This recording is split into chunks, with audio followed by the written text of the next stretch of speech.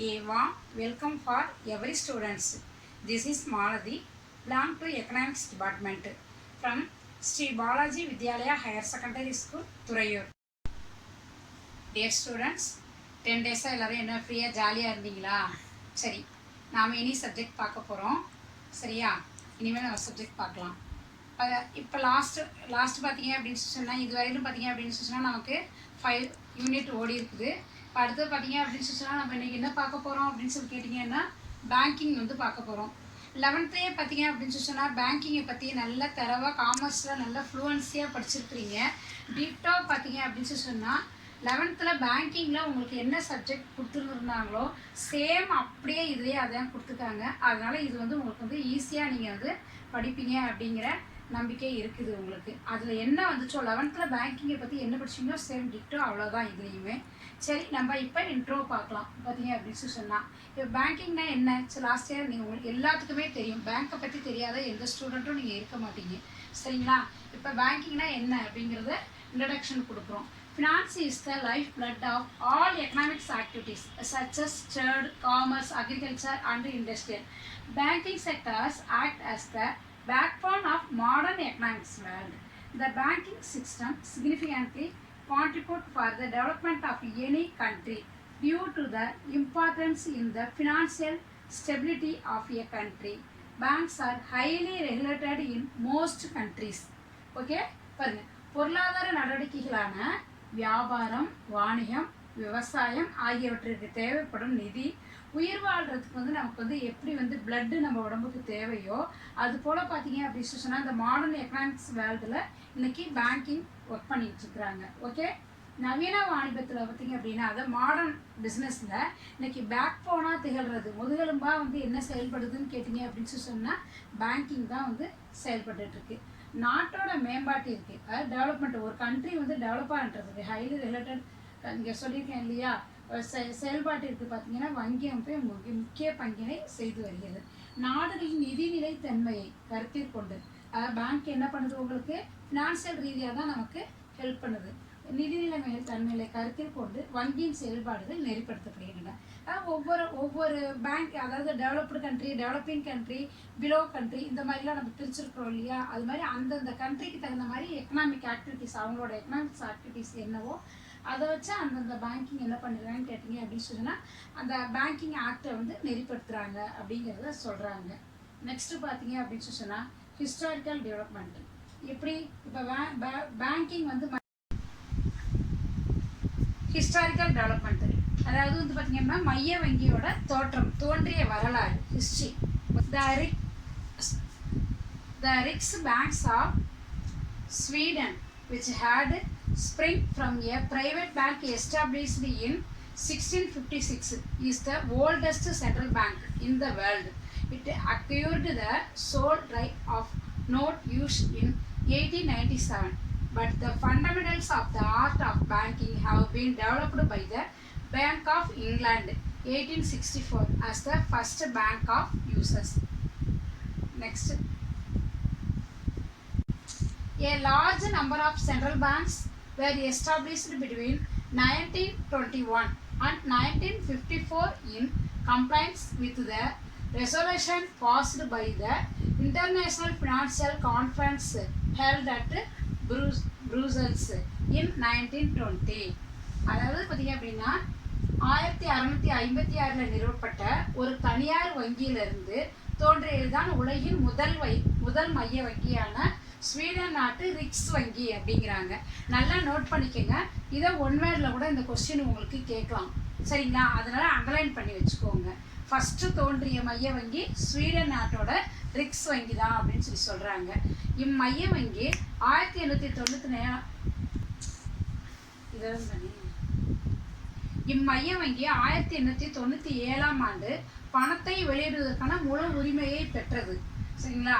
ஆனால் வங்கி சட்டத்தின்படி 1864 தோற்றுவிக்கப்பட்டு பணத்தை வெளியிட்ட முதல் மைய வங்கி இங்கிலாந்து வங்கி. பணத்தை வெளியிட்ட வங்கி எது, பணத்தை இஷ்யூ பண்ணது எது, முதல் மைய வங்கி இங்கிலாந்து வங்கி தான் அப்படிங்கிறாங்க. 1920 பிரக்சல்ஸ் நகரில் கூட்டப்பட்ட பன்னாட்டு நிதிய மாநாட்டில் எடுக்கப்பட்ட முடிவின் அடிப்படையில் 1921 to 1954 வரையான காலகட்டத்தில் தான் பெரும்பாலான நாடுகளில் மைய வங்கி அமைப்புகள் தோன்றுன. உனக்கு ஏற்கனவே தெரியும், மைய வங்கி மீன்ஸ் என்னது? Reserve bank. எவ்வரி கண்ட்ரிக்கும் ஒவ்வொரு ரிசர்வ் பேங்க் இருக்கும் அப்படிங்கிறத நான் உங்களுக்கு ஏற்கனவே சொல்லியிருக்கேன். நம்ம நாட்டோட பேங்க்கு பேர் தான் ரிசர்வ் பேங்க் என்னது? மைய வங்கி. ரிசர்வ் பேங்க் தான் நம்ம நாட்டோட மைய வங்கி. ஒவ்வொரு நாடும் ஒவ்வொரு பேரில் செயல்படுத்துகிறாங்க. சரிங்களா? அதுதான் பணத்தெல்லாம் வெளியிடுதுங்கிறது உங்களுக்கு ஏற்கனவே நான் சொல்லியிருக்கேன். அதான் அந்த 1954 வரையான காலகட்டத்தில் தான் நிறைய பேங்க்ஸுங்க வந்து என்ன ஆயிருக்கு, உங்களுக்கு ரெகக்னைஸ் ஆயிருக்கு அப்படின்னு சொல்கிறாங்க. நெக்ஸ்ட் பார்த்தீங்க அப்படின்னு சொன்னால் கமர்ஷியல் பேங்க். என்னது? மிக முக்கியமான பேங்க் கமர்ஷியல் பேங்க்.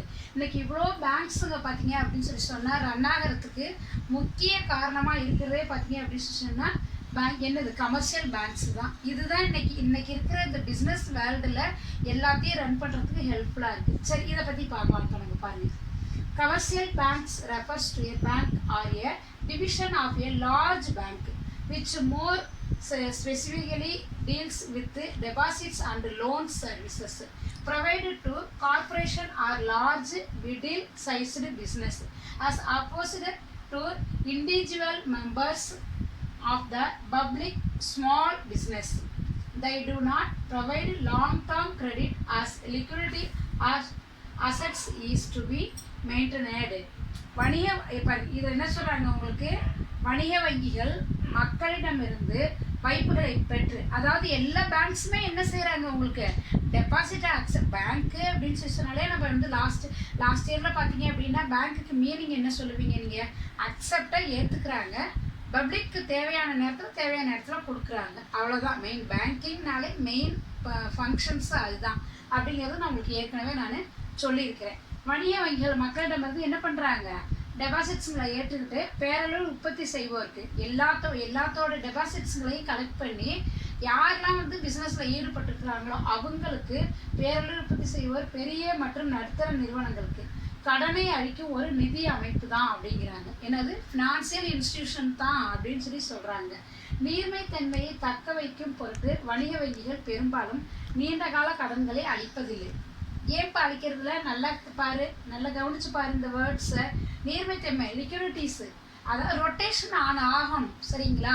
இப்போ லாங் டேர்ம் லோன் கொடுத்தாங்க அப்படின்னு சொன்னால் அவங்களுக்கு என்ன ஆகும்? லாக் ஆகிடும். ஒரு இடத்துலையே அமௌண்ட்டு போய் என்ன ஆகிடும்? லாக் ஆகிடும். ஸோ ரொட்டேஷன் பண்ண முடியாது. அதனால பார்த்தீங்க அப்படின்னு சொன்னால் மோஸ்ட்லி வந்து லாங் டேர்ம் லோனை வந்து அவங்க அக்செப்ட் பண்ணுறது கிடையாது. சரிங்களா? ஸோ குறுகிய ஷார்ட் டேர்ம் அல்லாட்டி மிடில் டேர்ம் இந்த லோனை தான் வந்து அவங்க கொடுக்குறாங்க. இந்த டைமிங் உங்களுக்கு தெரியும். லாங் டேர்ம், ஷார்ட் டேர்ம் இதுக்கெலாம் வந்து என்ன இயர், எவ்வளோ இயர்ஸ் அப்படிங்கிறத நீங்கள் படிச்சிருப்பீங்க. ஓகே, நெக்ஸ்ட் பாருங்கள். இப்போ அடுத்தது இந்த கமர்ஷியல் பேங்க்கோட ஃபங்க்ஷன்ஸ் என்ன? ஓகே, கமர்ஷியல் பேங்க்கு என்ன ஃபங்க்ஷன்ஸ் பண்ணுது? இப்போ பாருங்க. Function of commercial banks. Commercial bank are institutions that conduct a business with profit motive by accepting public deposits and lending loans for various investment purpose. எல்லா பேங்க்கோட மோட்டிவேஷனுமே main banking, financial institutions இது மாதிரி எல்லாமே அதோட motivations all இன்ஸ்டிடியூஷன்ஸோட மோட்டிவ்ஸே என்ன உங்களுக்கு? Profit motive தான். Okay, ப்ராஃபிட்காக தான் வந்து ஒரு பிஸ்னஸே வந்து செய்கிறாங்க உங்களுக்கு. அப்போ அந்த கமர்ஷியல் பேங்க்கோட இன்ஸ்டிடியூஷனோட motive conduct business with profit motive by accepting public deposit. Profit motive அடையணும் அப்படிங்கிறதுக்காக தான் அவங்க என்ன பண்ணுறாங்க உங்களுக்கு? Public deposit and lending loans அவங்கள்ட்ட இருந்து வாங்கி என்ன பண்ணுறாங்க? லெண்டிங் லோன்ஸ் கொடுக்குறாங்க ஃபார் வேரியஸ் இன்வெஸ்ட்மெண்ட் பர்பஸ். வேறு பர்பஸ்க்காக அவங்க நிறைய லோன்ஸை உங்களுக்கு கொடுக்குறாங்க. வணிக வங்கிகள் லாப நோக்கமுடையதால் அவை வைப்புகளை பெற்று முதலீட்டுக்கான கடன்களை அளிக்கின்றன. Okay, next the functions of commercial banks are broadly classified into primary functions, secondary functions and other functions. சரிங்களா? கமர்ஷியல் பேங்க்கோட ஃபங்க்ஷன்ஸ் வந்து எத்தனை டைப்பாக நம்ம பிரிக்கலாங்கிறாங்க? 3 டைப்ஸாக பிரிக்கலாம் அப்படிங்கிறாங்க. சரிங்களா? பிரைமரி, செகண்டரி, அதர்ஸ் அப்படின்னு சொல்கிறாங்க. இப்போ ஃபர்ஸ்ட் ஒன் பாருங்கள். ப்ரைமரி ஃபங்க்ஷன்ஸ், முதன்மை பணிகள் அப்படின்னு சொல்லலாம். ஃபஸ்ட்டு உங்களுக்கு நீங்கள் கண்ணை மூடிட்டு சொல்லலாம்ப்பா, பேங்கிங்னால என்ன உங்களுக்கு? ஃபஸ்ட்டு அதோட ஃபங்க்ஷன்ஸ் என்ன? Accepting deposit. Okay, first one பாருங்கள். அக்செப்டிங் டெபாசிட் வைப்புகளை ஏற்றுக்கொள்ளுது. நாம் கொடுக்குற பல வகையான டெபாசிட்ஸ் பண்ணுறோம். ஆர்டி கட்டுறோம், எஸ்பி கட்டுறோம், ஃபிக்ஸடில் போட்டு வைக்கிறோம். ஓகே, இது மாதிரிலாம் நிறைய வகையான டெபாசிட்ஸ். எல்லா டெபாசிட்களையும் ஃபஸ்ட்டு என்ன பண்ணிக்கிறாங்க, அவங்க அக்செப்ட் பண்ணிக்கிறாங்க. செகண்ட் பாயிண்ட் பாருங்கள், demand deposits and time deposits. என்னது, கேட்பு வைப்புகள், கால வைப்புகள். அப்போ ஏற்கனவே அவங்ககிட்ட சொன்னேன் இல்லைங்களா, இங்கே வந்து என்னது அக்செப்டிங் டெபாசிட்னு சொன்னேன் இல்லைங்களா. இந்த பாயிண்ட்ஸில் அவங்க என்ன பண்ணுறாங்க, டைம் டெபாசிட் கால வைப்பு அப்படின்னு சொன்னால் 5 years 10 years ஃபிக்ஸட்லலாம் நம்ம போடுறோம் இல்லைங்களா. அப்புறம் அது இது கேட்பு வைப்புகள் மீன்ஸ் இந்த எஸ்பி அக்கௌண்ட்லாம் எப்போ வேணாலும் நம்ம கேட்குறப்ப என்ன பண்ணுவாங்கன்னு கேட்டிங்க அப்படின்னு சொன்னால் அமௌண்ட்டை நமக்கு ரீபேஸ் பண்ணுவாங்க. அதுதான் பார்த்தீங்க அப்படின்னா கேட்பு வைப்புகள். இதெல்லாம் வந்து அப்படி டைம் டெபாசிட் வருது அப்படிலாம் கிடையாது. ஒரு குறிப்பிட்ட டைம் ஃபிக்ஸ் பண்ணி போடுறது. மினிமம் 1 year 5 years 3 years இந்த மாதிரி பார்த்தீங்கன்னா ஃபிக்ஸட் டெபாசிட்னு கூட அதுக்கு அதர் நேம்ஸு நம்ம சொல்லலாம். நெக்ஸ்ட் பாருங்கள், லெண்டிங் லோன்ஸ், கடன் வழங்குதல். சரிங்களா. அடுத்து பார்த்தீங்க அப்படின்னு சொன்னால் கடன் வழங்குதல். உங்களுக்கு தேவையான கடன்களை வந்து பேங்க் வந்து என்ன பல வகையான கடன்கள், jewels loan, agriculture loan, educational loan, business loan, personal loan, இது மாதிரி பார்த்தீங்க அப்படின்னா பல வகையான லோன்ஸுங்களை உங்களுக்கு கொடுக்குறாங்க. சரி, இது எல்லாமே இப்போ எந்த டாப்பிக்கில்ப்பா வருது, உங்களுக்கு ப்ரைமரி ஃபங்க்ஷன்ஸில் வருது.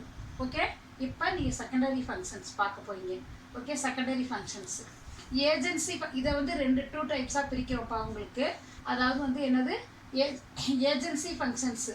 இதில் பார்த்தீங்கன்னா இந்த ஏஜென்சி ஃபங்க்ஷன்ஸில் என்னென்னவெல்லாம் அவங்க செயல்படுறாங்கன்னு கேட்டிங்கன்னா, கலெக்டிங் செக்ஸு, காசோலைகளை பணமாக்குதல். சரிங்களா. கலெக்டிங் செக்கு கொடுக்குறாங்க இல்லைங்களா. அவங்கவுங்க கொடுக்குற செக்குங்களில் அவங்கவுங்க கொடுக்குற பிஸ்னஸ் மேன்கெல்லாம் வந்து கையில் உங்கள்கிட்ட பணமாலாம் கொடுக்க மாட்டாங்க.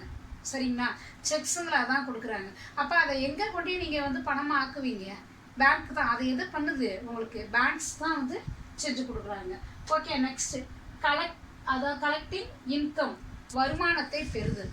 இது மூலியமாலாம் நிறைய லோன்ஸ் கொடுத்து அதெல்லாம் கலெக்ட் பண்ணுறதுனால அவங்களுக்கு வந்து என்ன கிடைக்கிது, உங்களுக்கு இன்கம் கிடைக்கிது, வருமானத்தை பெறுதல். நெக்ஸ்ட்டு பார்த்தீங்க அப்படின்னா பேயிங் எக்ஸ்பென்சஸ், செலவுகளை செலுத்துதல். நிறைய பார்த்தீங்க அப்படின்னு செலவுகளை செலுத்துதல் அப்படின்னு சொன்னால் அவங்களுக்குன்னு ஒரு குறிப்பிட்ட செலவுகள் இருக்கும்.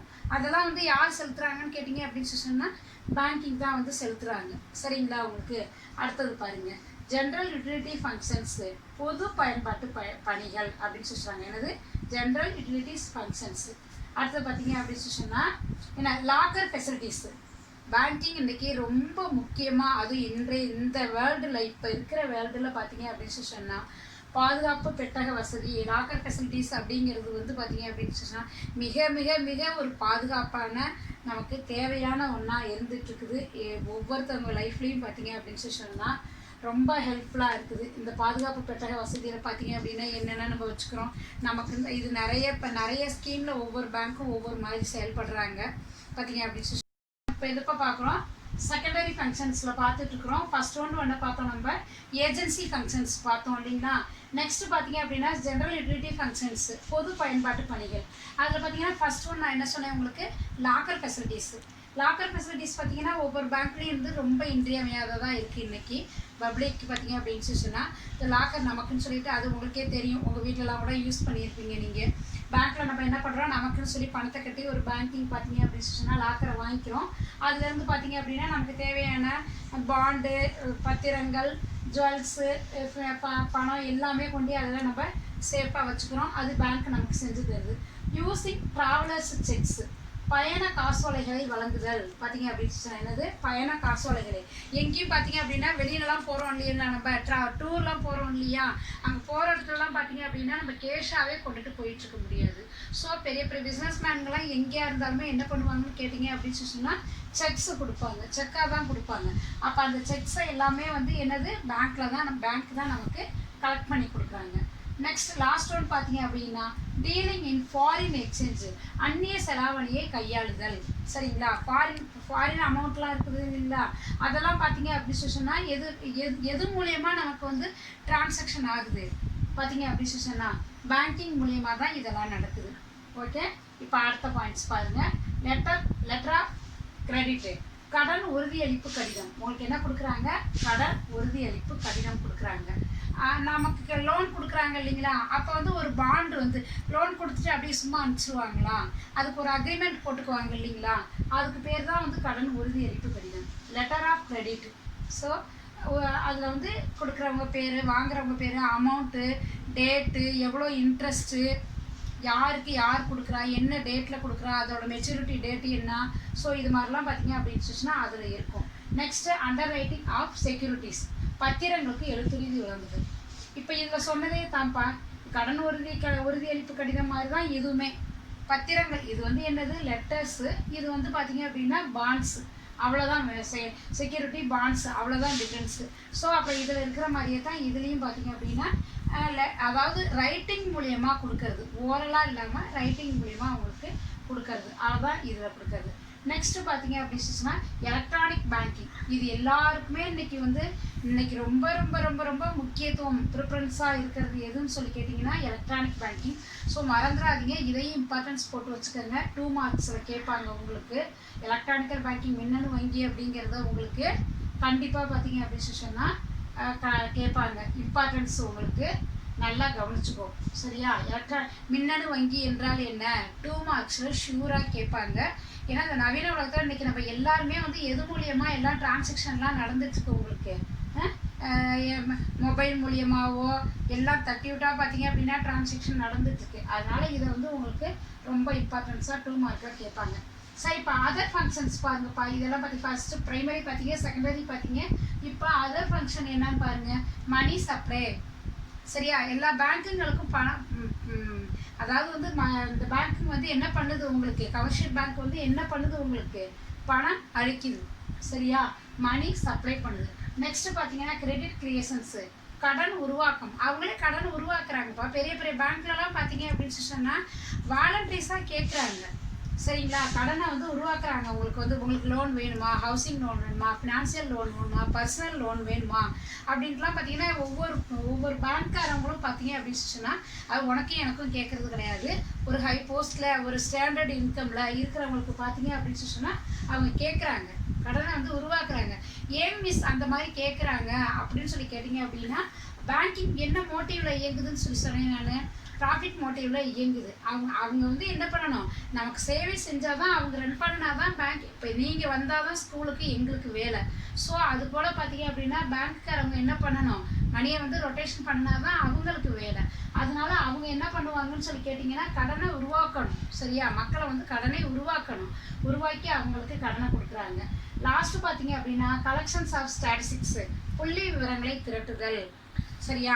அதாவது இப்போ நம்ம ஆர்டினரியாக உங்களுக்கு டேட்டா கலெக்ஷன்ஸ் தெரியும். படித்தவங்க எவ்வளோ, படிக்காதவங்க எவ்வளோ, சரி, ஆண்கள் எவ்வளோ, பெண்கள் எவ்வளோ, குழந்தைகள் எவ்வளோ, பெரியவங்க எவ்வளோ, அந்த மாதிரிலாம் சாதா டேட்டாஸ் நம்ம சொல்கிறோம் இல்லையா? அது போல் பார்த்தீங்க அப்படின்னா பேங்கிங்கில் பார்த்தீங்க அப்படின்னா எவ்வளோ பேர் வந்து இந்த லோன் வாங்கியிருக்காங்க, எவ்வளோ பேர் வந்து அக்ரிகல்ச்சர் லோன் வாங்கியிருக்காங்க, சரியா? இதில் கிராமத்துக்காரங்க எவ்வளோ வாங்கியிருக்காங்க, நகரத்துக்காரங்க எவ்வளோ வாங்கியிருக்காங்க, இந்த லோன் கொடுத்ததுனால எவ்வளோ ப்ராஃபிட்டு அப்படிங்கிறதுலாம் பார்த்தீங்க அப்படின்னா அந்த டேட்டாஸ்லாம் புக்ஸே வெளியிடுவாங்க. எல்ஐசி, பேங்கிங், இதெல்லாம் இயர் புக்ஸே வெளியிடுவாங்க. அதில் பார்த்தீங்க அப்படின்னா அந்த டேட்டா விவரங்கள்லாம் அதில் இருக்கும் பாருங்கள். அப்போ அந்த டேட்டாஸை கலெக்ட் பண்ணுறது யாருன்னு சொல்லி கேட்டிங்கன்னா பேங்கிங் தான் கலெக்ட் பண்ணுறாங்க. ஓகே, சரிப்பா. நெக்ஸ்ட் டாபிக் பார்த்தீங்க அப்படின்னா இது வந்து ஃபங்க்ஷன்ஸ் பார்த்தீங்க. அடுத்தது இந்த டெக்னிக்ஸ் ஆஃப் கிரெடிட் கிரியேஷன்ஸு, வணிக வங்கிகளின் கடன் உருவாக்க நுட்பம். சரியா? இதுவும் இம்பார்ட்டன்ஸ்ப்பா. உங்களுக்கு 3 மார்க்ஸ் ஆர் 5 மார்க்ஸில் கேட்பாங்க. இந்த கொஸ்டின் கேட்டிருக்காங்க, லாஸ்ட் இயர் கேட்டாங்க, அடிக்கடி கேட்குற கொஸ்டின். இதுவும் இம்பார்ட்டன்ஸில் போட்டுக்கோங்க. வணிக வங்கிகளின் கடன் உருவாக்க நுட்பம் யாது அப்படின்னு சொல்லிட்டு கொஸ்டின் கேட்பாங்க. இந்த இடத்துல நீங்கள் யாதுன்னு சொல்லிட்டு வேணால் ப்ராக்கெட்டில் நீங்கள் போட்டு வச்சுக்கோங்க. 3 மார்க்ஸில் கேட்பாங்க. பாருங்க, bank credit refers to bank loans and advance money is shared to be created when the banks through in their lending activities make a net addition to the total supply of money in the economics. வங்கிகள் கடன் உருவாக்கம் என்பது மிக முக்கிய செயலாகும். வங்கிகளின் கடன் உருவாக்கம் என்பது மிக முக்கிய செயலாகும். பணத்தை வாங்கி நம்ம கொடுக்குற டெபாசிட்ஸ் பணத்தெல்லாம் வாங்கி அவன் அப்படியே லாக்கரில் அப்படியே பத்திரமா வச்சுருந்து நம்ம கேட்குற அன்னைக்கு கொடுத்தான் அப்படின்னு சொன்னால் அவனால் என்ன பண்ண முடியாது, ப்ராஃபிட் மோட்டிவும் வராது, மக்களுக்கும் அது வந்து என்ன பண்ண முடியாது, சாட்டிஸ்ஃபேக்ஷன் ஆகாது. நாம் கொடுக்குற டெபாசிட்ஸுங்களாம் அவன் என்ன பண்ணணும், பல விதத்துலேயும் வந்து இஷ்யூ பண்ணி அதை வந்து பணத்தை வந்து பெருக்கணும். அதான் வங்கிகள் கடன் உருவாக்கம் என்பது மிக முக்கிய செயலாகும். வங்கி கடன் என்பது வாடிக்கையாளர்கள் வைப்புகளிலிருந்து, அதான் அவன் ஒன்றும் கை காசில் கொடுக்கல, நம்மளுடைய அமௌண்ட்டு டெபாசிட் அமௌண்ட்டை தான் நமக்கு கொடுக்குறாங்க. ஓகே, அதான் தேவைப்படுவோருக்கு அவர்களின் விண்ணப்பம் மற்றும் ஒப்பந்தத்தின் போல் கடன் மற்றும் முன்பணம் கொடுப்பது ஆகும். சரிங்களா? நம்ம அவங்க கொடுக்குற கடன் உருவாக்கம் அப்படின்னு சொன்னால் என்னது, நம்மள்ட்ட இருக்கிற அக்செப்ட் பணத்தை வாங்கிட்டு தேவைப்படுபவர்களுக்கு தேவையான நேரத்தில் அவங்களுடைய விண்ணப்பத்தை கேட்டு உடனே அவங்களுக்கு கொடுக்கறது தான் அப்படின்னு சொல்கிறாங்க. நெக்ஸ்ட் பார்த்தீங்க அப்படின்னா role of commercial bank in economic development of a country. பொருளாதார வளர்ச்சியில் வந்து வணிக வங்கிகள் என்ன பங்காற்றுது? சரி, இப்போ role of commercial bank in economics development of a country, பொருளாதார வளர்ச்சியில் வணிக வங்கிகளோட பங்கு என்ன? எக்கனாமிக்ஸ், ஒரு கண்ட்ரியோட எக்கனாமிக் டெவலப்மெண்ட்டில் பார்த்தீங்க அப்படின்னு சொன்னால் கமர்ஷியல் பேங்க்கு என்னென்ன பண்ணுது? சரியா? ஃபர்ஸ்ட் பாயிண்ட் பார்த்தீங்க அப்படின்னா கேபிட்டல் ஃபார்மேஷன், மூலதன திரட்சி. சரி, இப்போ என்ன சொன்னோம், பேங்க்னாலே நான் ஃபஸ்ட்டே உங்கள்கிட்ட என்ன சொன்னேன் நான், அதாவது அக்செப்டடு டெபாசிட்ஸ். சரிங்களா? அந்த எல்லாத்தோட கேபிட்டலையும் பார்த்தீங்க அப்படின்னா ஒன்று திரட்டணும் அப்படின்னு சொன்னால் அதுதான் மூலதன திரட்சி. நெக்ஸ்ட் பார்த்தீங்க அப்படின்னா கிரியேஷன்ஸ் ஆஃப் கிரெடிட். சரி, கடன் உருவாக்கம் சொன்னேன் இல்லையா, ஃபஸ்ட்டு வந்து அக்செப்டட் டெபாசிட்ஸு, நெக்ஸ்ட் பார்த்தீங்க அப்படின்னா கிரியேஷன்ஸ் ஆஃப் கிரெடிட், கடனை வந்து உருவாக்குறாங்க. நெக்ஸ்ட் பார்த்தீங்க அப்படின்னா channelisings the funds towards productive investment, அதிக உற்பத்தி திறனை கொண்ட முதலீட்டை நோக்கி பணத்தை முறைப்படுத்துதல். அதாவது அதிக உற்பத்தி திறனை கொண்ட முதலீட்டு, அதிக நம்ம ப்ராடக்ட் பண்ண தான் நமக்கு என்ன கிடைக்கும், நிறைய ப்ராஃபிட் கிடைக்கும். ஸோ ப்ராஃபிட் மோட்டிவில் தான் இயங்குது அப்படின்னு சொல்கிறேன். அதுக்காக நம்ம என்ன பண்ணணும், இந்த சில்லறை வேலைகளுக்கெலாம் இல்லாமல் அதிக உற்பத்தி. இந்த பேங்க்கை என்ன பேங்க்கு, நம்ம எதை பற்றி படிச்சுட்ருக்குறோம், கமர்ஷியல் பேங்க்கை பற்றி படிச்சுட்ருக்குறோம். ஸோ அப்போ அந்த கமர்ஷியல் பேங்க் வந்து என்ன பண்ணணும், அது உற்பத்தி திறனுக்கான ப்ரொடக்ஷன், அதுக்காக தான் பார்த்தீங்க அப்படின்னா முதலீட்டை நோக்கி பணத்தை வந்து முறைப்படுத்தி அதில் வந்து இன்வெஸ்ட்மெண்ட்டு பண்ண வைக்கணும். அதுதான் அதோட மோட்டிவ். அடுத்தது encouraging right types of industrial, சரியான தொழிற்சாலைகளை ஊக்குவிக்கிறது. சரிங்களா? நல்லா இப்போ பார்த்தீங்க அப்படின்னு சொன்னால் ஒரு சில கம்பெனிஸ் வந்து லோன் வாங்கியிருக்கான், அவன் வந்து சரியாக ப்ரொடக்ஷனே பண்ணுறதில்ல, லோனை கட்டுறதே இல்லை, அவன் வந்து சரி வர அப்படிங்கிறப்ப அவனுக்கு ரெஸ்பான்சிபிலிட்டி கொடுப்பானா? ஸோ கொடுக்க மாட்டாங்க. இப்போ நல்லா ரன் ஆகிட்டுருக்கு, மறுபடியும் லோன் வாங்குறான். இப்போ நம்மளே ஒரு பர்சன் எடுத்துக்கோங்க, ஒரு லோன் வாங்குறாங்க, குறிப்பிட்ட டேஸில் வந்து திருப்பி கட்டிடுறாங்க. அப்படிங்கிற பர்சனுக்கு பேங்க்காரவங்க என்ன பண்ணுவாங்க, வாலண்டரிஸாக வந்து நமக்கு வந்து லோன் கொடுப்பாங்க. அது மாதிரி பார்த்தீங்க அப்படின்னு சொன்னால் சரியான தொழிற்சாலைகளை ஊக்குவது, நல்லா ரன் ஆகிட்டு இருக்கிறத பார்த்தீங்க அப்படின்னா மோட்டிவேஷன், உங்களுக்கு இன்னும் வாங்கிக்கங்க அமௌண்ட்டு, இன்னும் வேணால் நீங்கள் டெவலப் பண்ணுங்கள், இன்க்ரீஸ் பண்ணுங்கள் அப்படின்னு வாலண்டரிஸாக வந்து கொடுப்பாங்க. நெக்ஸ்ட்டு பார்த்தீங்க அப்படின்னு சொன்னால் பேங்க்ஸு மேனேஜர்ஸ் டெபாசிட்ஸ், கடனை பணமாக்குகிறது. சரியா? மணி ஆக்குறாங்க. பேங்க் வந்து என்னது, கடனை வந்து பணமாக்குறது. நெக்ஸ்ட் அரசிற்கு நிதி வழங்குதல் பார்த்தீங்க அப்படின்னு சொன்னால் ஃபினான்ஸ் டு கவர்மெண்ட், அரசிற்கு நிதி வழங்குதல். இது பேங்க் வந்து என்ன பண்ணுது, பேங்க் தான்ப்பா கலெக்ட் பண்ணி இப்போ பணத்தெல்லாம் கொடுக்குது உங்களுக்கு. நம்மள்கிட்ட எல்லா வழியிலையும் என்ன பண்ணுறாங்க, அக்செப்ட் டெபாசிட் மூலியமாக வாங்குறாங்க. நிறைய நம்ம என்ன பண்ணுறோம், ஃபிக்ஸடில் போட்டு வைக்கிறோம். சரியா? நிறைய ஸ்கீமில் வந்து நம்ம பணத்துங்களெல்லாம் கவர்மெண்ட்டில் நம்ம என்ன பண்ணுறோம், இன்வெஸ்ட்மெண்ட் பண்ணுறோம். அதை எல்லாத்தையும் அந்த பணத்தை வாங்கி தான் கவர்மெண்ட் வந்து என்ன பண்ணுது, கவர்மெண்ட்டை ரன் பண்ணுது. கவர்மெண்ட்டை ரன் பண்ணணும்னா என்ன பண்ணுது, அரசாங்கம் வந்து எவ்வளோ செலவுகளை செய்யுது உங்களுக்கு இல்லையா? அதெல்லாம் எந்த அமௌண்ட்லேருந்து உங்களுக்கு செய்கிறாங்க, இந்த மாதிரி அமௌண்ட்டுங்கள்லேருந்து தான் எடுத்து உங்களுக்கு செய்கிறாங்க. Next banks promote and entrepreneurship, வங்கிகள் தொழில் முனைவுகளை ஊக்கப்படுத்துகிறது. சரியா? ஆண்டர்ப்ரனர் இப்போலாம் பார்த்தீங்க அப்படின்னு சொன்னால் லோன் நமக்கு வந்து கவர்மெண்ட்டில் வேலை கிடைக்கல அப்படின்னு சொன்னால் நம்ம என்ன பண்ண தேவையில்லை, கவலையே பட தேவையில்லை, செல்ஃபாக நம்ம என்ன பண்ணலாம், தொழிலை ஆரம்பிக்கலாம்.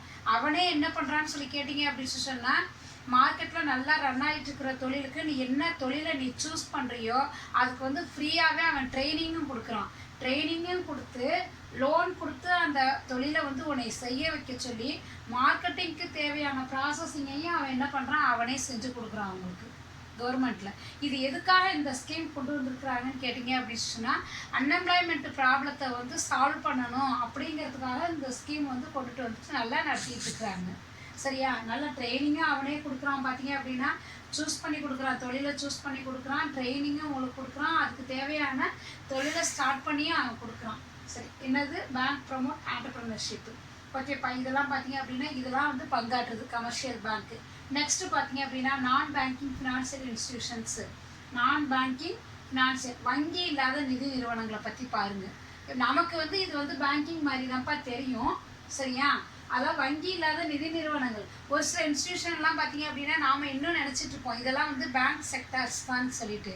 ஸோ கிடையாது, அப்படிலாம் கிடையாது.